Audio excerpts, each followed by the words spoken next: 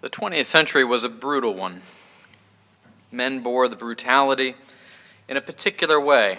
They not only bore the brunt of 2 world wars and other bloody conflicts, but they saw the alienation of fathers from their families and the advance of contraceptive technology, making it possible for them to detach sex from marriage and to disorient their natural urge to become fathers. Today, we have a crisis of natural fatherhood reaching epic proportion. Many today would say that a child does not need a father, or that a child can flourish just as well without one. The father seems like an accoutrement that is chosen, or who chooses by capricious acts of desire.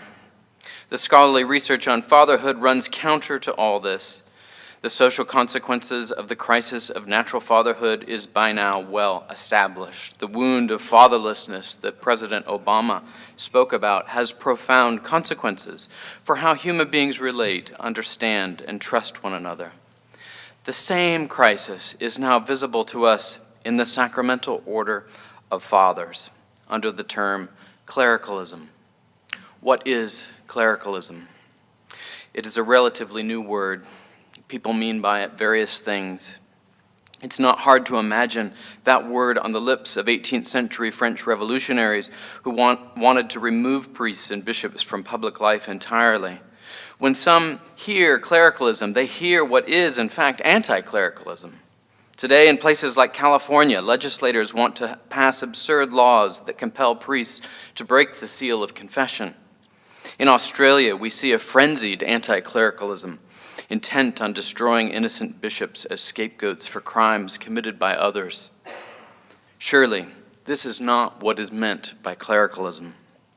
Pope Francis has identified clericalism as an illness in the Church. It is a certain kind of deference, perhaps, that gives priests something like capricious sovereignty over body and spirit, and which sets them apart from the rule of faith by which the laity are expected to live.